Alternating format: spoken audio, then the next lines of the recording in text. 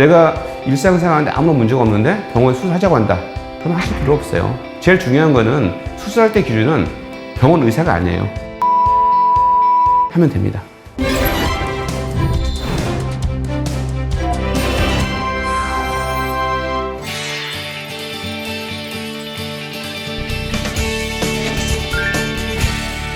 우리 눈은 카메라랑 많이 비교해서 얘기를 합니다. 왜냐면 카메라가 우리 눈의 원리를 이용해서 만든 기계인 거죠. 카메라에서 렌즈가 제일 중요하잖아요.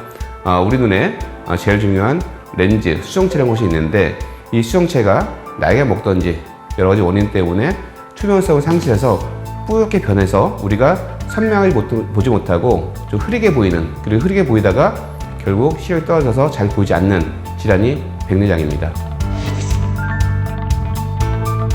많은 분들이 백내장과 노안을 좀 혼동하는 경우가 있거든요. 근데 명확하게 구분을 하게 된다고 하면 노안은 이 수정체가 나이가 먹으면서 투명성을 유지하면서 탄력을 잃어서 가까운 걸 볼 때 두꺼워지지 않는 게 노안이고요.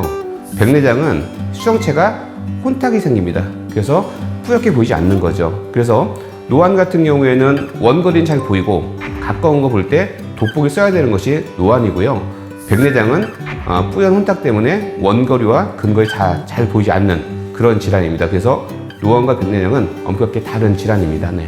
노안은 짝눈이 아닌 경우에 대부분 양쪽 동시에 오는 경우가 많습니다. 근데 백내장은 한쪽만 오는 경우도 있거든요. 그런데 우리가 나이가 먹으면서 한쪽이 흐리고 잘 보이지 않는 질환이 백내장 외에 다양한 질환이 있거든요. 그렇기 때문에 일단 원거리가 흐리고 잘 보이지 않는다고 하면은 백내장을 의심할 수 있고, 또 다른 질환을 감별하기 위해서는 안과에 가서 꼭 확인을 하시는 게 좋습니다. 네. 모든 질환의 원인은 선천성과 후천성을 나눌 수가 있습니다. 역시 백내장도 선천성 백내장이 많이 생기는 경우가 있는데요. 이런 선천성 백내장은 흔하진 않지만 그러니까 유전적인 요인이 많이 있고, 또 임신 초기에 풍진이라는 바이러스를 엄마가 걸렸다 그러면 선천성 백내장이 생길 가능성이 있습니다. 그리고 대부분의 백내장은 후천성 백내장이 많은데요. 가장 흔한 원인은 노인성 백내장, 결국은 나이가 먹으면서 수정체가 뿌옇게 되는 노인성 백내장이 제일 많고요. 그 다음에는 젊은 나이에서 많이 생기는 백내장은 외상성 백내장이 많아요. 눈을 심하게 다쳤을 때 당장은 괜찮지만 시간이 지나면서 수정체가 뿌옇게 변하는 외상성 백내장이 젊은 층에서 많고, 또 하나는 약물에 의한 백내장이 많습니다.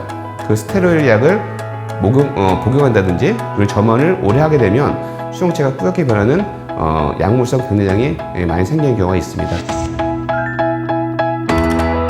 백내장과 간별질이라는 질환이 좀 있거든요. 가장 대표적인 질환이 안구 건조증입니다. 안구 건조증은 내가 침침한 증상 때문에 잘 안 보이는 느낌이 들지만 막상 시력 검사를 하게 되면 정상 시력이 나오거든요. 근데 백내장은 뿌옇게 보이고 항상 흐리게 보입니다. 건조증 같은 경우에는 피곤할 때도 침침한데 백내장은 항상 흐리게 보이고, 흐리게 보이다가 점점 시력이 떨어져서 교정시력이 잘 안 나오는 경우가 많습니다. 그런데 한쪽 눈에 백내장이 있어서 잘 안 보이잖아요. 근데 그걸 모르는 분이 꽤 많아요. 왜냐면 양쪽을 뜨고 보다 보면 한쪽이 시력이 안 좋고 흐리더라도 그걸 인지하지 못하는 분이 꽤 많기 때문에 양쪽 시력이 차이가 나나를 꼭 확인하셔야 되고, 한쪽 눈이 잘 안 보이는 경우에 무조건 병은 아닙니다. 왜냐면 우리 짝눈일 수 있잖아요. 그러니까 중요한 거는 안과나 안경을 가셔서 교정 시력이 나오나 꼭 확인하셔야 돼요. 안경을 써서 시력 잘 나오면 또 정상이에요. 그렇기 때문에 가끔씩 양쪽 눈의 차이를 보시고, 또 흐린 증상 나타난다, 그럼 혹시 백내장이 아닌가를 가까운 안과에 가서 꼭 확인하시는 게 좋습니다. 네. 백내장은 사실 너무 흔한 질환이죠. 우리나라에서 보험으로 수술하는 가장 많은 질환이 백내장입니다. 그런데 백내장이 있다고 해서 다 수술하진 않아요. 60대에서는 약 60%, 70대에서는 한 7, 80%, 그리고 80대에서는 100% 백내장이 있거든요. 그렇다고 해서 그분을 다 수술하지 않습니다. 중요한 거는 내가 일상생활에 백내장 때문에 흐리고 불편한 증상이 나타나게 되면 수술하는 거고요. 그 전에 아직 크게 불편하지 않다고 하게 되면 안약으로 백내장 진행을 약간 더디게 하는 약을 쓰면서 경과를 봅니다. 그러다가 내가 일상생활이 너무 불편하다, 침침해서, 그러면 그때 우리가 수술 시기라고 말할 수 있습니다.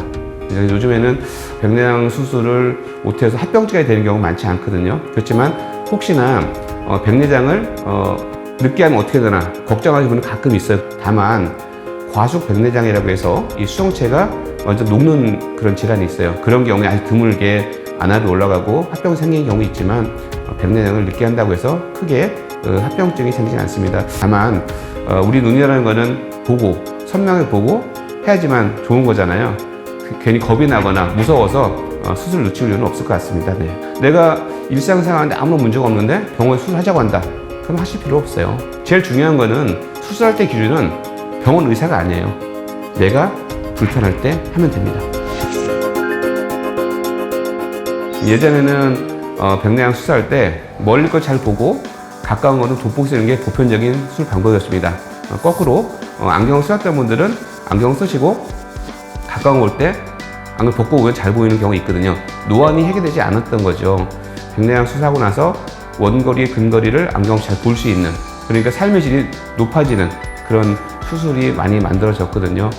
그렇지만 이 노안 백내장 같은 경우에는 아직까지 보험 적용이 되지 않기 때문에 비용적으로 사실은 좀 비싸기 때문에 쉽지 않은 선택일 수도 있습니다. 그렇지만 노안 백내장을 하게 된다고 하면은 돋보기 없이 가까운 잘 볼 수 있기 때문에 안과 전문의와 상담해서 또 내가 노안수술 할 수 있는 눈인지를 꼭 확인하셔야 되거든요. 예를 들어서 황반변성이나 녹내장, 기타 질환이 있을 경우에는 내가 노안 백내장 수술을 하고 싶어도 하지 못하는 경우가 있습니다. 그리고 또 노안 백내장도 렌즈가 종류가 다양해요. 그래서 본인의 직업 그리고 본인 환경에 맞는 렌즈를 선택을 해서 수술에 좋은 결과를 얻기 위해서는 그런 선택도 안과 전문의와 상의를 할 필요가 있습니다. 백내장을 예방을 하기 위해서는 원인을 좀 알아야 되잖아요. 근데 우리가 나이가 먹어 생기는 노안은 사실 어쩔 수가 없죠. 근데 우리가 예방할 수 있는 몇 가지가 있는데 요즘 보면은 날씨 얘기할 때 자외선 지수 많이 얘기하잖아요. 자외선을 너무 많이 쐬게 되면 백내장이 많이 유발이 됩니다. 자외선은 백내장 외에 황반변성, 익상편 등 많은 질환을 유발할 수 있기 때문에 일단 우리가 야외에서 생활할 때는 자외선을 차단하는 안경이나 긴 창이 있는 모자를 사용해 주는 게 좋고요. 약을 사용할 때 정확하게 안약이 하나가 아니라 다양한 종류가 있기 때문에 거기에 맞게 사용하는 게 좋고 특히 스테로이드가 들어간 약들은 충혈도 완화가 되고 안구 건조증도 많이 완화가 되고 효과가 좋습니다. 그런데 효과가 좋은 약은 늘 부작용이 따르잖아요. 그렇기 때문에 스테로이드가 들어간 안약이나 연고, 또 먹는 약들은 안과 의사 또는 내과 의사 상의하면서 복용하는 게 좋습니다.